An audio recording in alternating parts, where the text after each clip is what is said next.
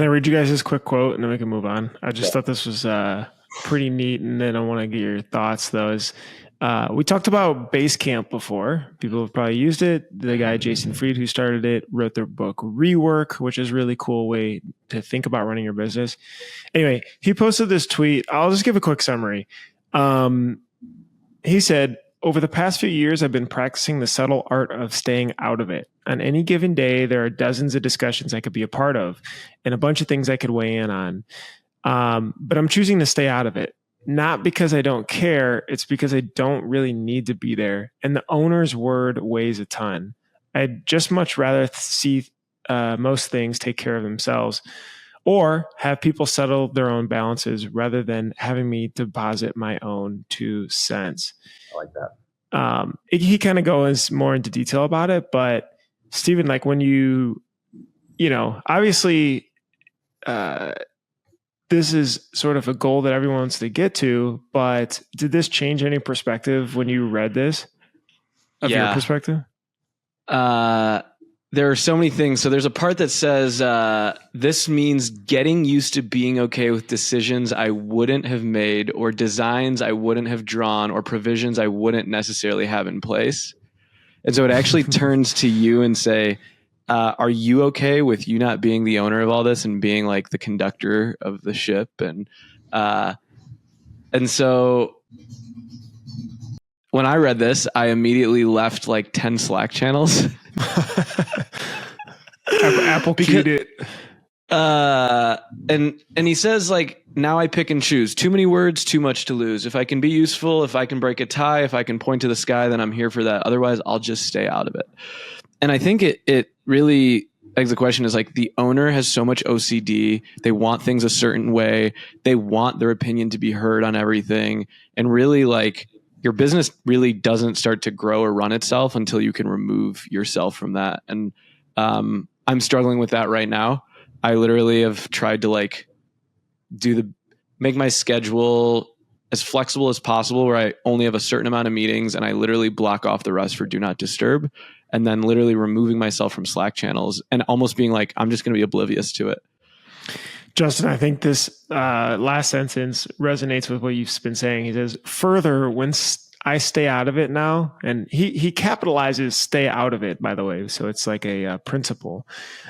I'll often come back later to discover something went exactly as I'd hoped it would. They handled it. Not in that it may have been the outcome or the execution of the tactical way you would have done it. Yeah. But it was handled. It was handled and it was moved on. How do you think about, is that what has been happening and you get used to that? There used to be a status called front of house check. In the shop management software that we use, you can create your own statuses. Like you can customize it. You can write whatever you want. You can set notifications, dependencies. Don't know if you guys have heard of it. But there was a status that was called front of house check. And what that meant was every single time that an invoice went past and it was basically the quote was approved, the blanks have been ordered, art's finalized, like it's the pre-production step. It'd go to front of house check. And every one of those invoices, I would look at them. And I would get an email notification and it would cue me. I would go look at it. I would make sure it's all good. I would see how much money's coming in. I would see the customer. Like it had all these feel goods for the business owner. I stole it from an idea of an executive director that I used to work for at a church. He made it known to everybody that every invoice or every receipt or everything that goes through the organization came across his desk. And I thought that was a really cool way of keeping a pulse on the business. And then it became like problematic when it was a dependency. And I found myself like, as we got busier and invoices would stack up, I would have 25 invoices to go front of house check. And I would just sit down and I would just click through them. I wasn't QCing. I wasn't doing it well, but yet I was holding up the processes. And so that was kind of letting go of the vine. Like I had to that was one of those things for me. It was like, what am I doing? I'm sometimes catching mistakes. I'm not improving it a whole lot. Like it's just for me. And so I let it go. And I said, we don't need to do front of house check anymore. It was wildly uncomfortable for a couple of weeks, but then it was like, this is kind of tight. I don't have to worry about this anymore. And it was wildly uncomfortable. That's so true. The anxiety of watching and not doing. But you have to give credit to the control you installed in the business that got you there. Yeah. Right. For real. For real, you asked me to mute the thing. I built my whole business on notifications and emails and like knowing that like everything would stop. And as long as I like moved in a linear motion, I would eventually catch everything. And at some point that's unscalable. If you're a certain size, it probably works. But, but there are some of those things that I wish it would be cool if like our operations manager at some point in time went back to front of house check and they're just checking every single invoice that goes through quietly and elevating something if they see it. But I think at some point volume, supersedes necessity. And if the systems are working and it's all doing, then maybe you don't need front of house check. Maybe. I got something for you guys. Whenever I was starting to ask a lot of shops, like how many days a week do you spend in the shop? And I'll be like, do you ever go in late or come in, leave in the middle of the day?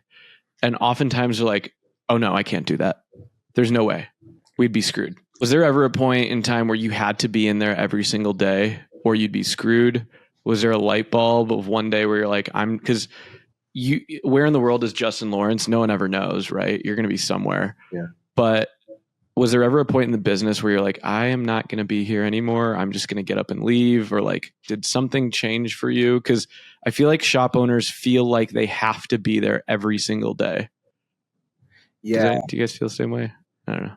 I think the shop I think it depends on the person and what your giftedness is or what's important to you. So from the beginning, production mattered to me, but I'm not the best screen printer. I'm not a technical screen printer. I know my way around a dark room and I know my way around a print shop, and I can go to a print shop and probably make whatever happen. I can run a print shop, but I'm not a technical screen printer. I was a designer first and a sales guy. So like those are the things. And so doctor first. Yeah, right. Doctor. So with being a designer and a salesperson, and kind of like you, Steven, like you're not a technical printer. You jump into your digital printing needs as that arises, but like you're not there midwifing it. I think about like Eric Solomon, or I think about Scott from King Screen. Like and those guys live in their shops, and those are also the shops that are the most efficient, the most technically proficient. They're not outsourcing the production things. They're in there like a chef, making it really special. And so the value that I added to my team has always kind of been remote. I can do most of my work from my phone or a computer. And I think that has allowed me to be a little more agile and mobile. And again, like I said, for me, I've always had one foot out the door. It's either been pre-med plus t-shirts, or it was med school plus t-shirts, or it's cannabis world plus t-shirts, or it's family plus t-shirts. This place has dependencies on me, but it's not like operational day-to-day dependencies upon me, because I scaled out of that real fast. Like I realized like, I don't want those true dependencies on me where I can't leave or I'm chained to this place.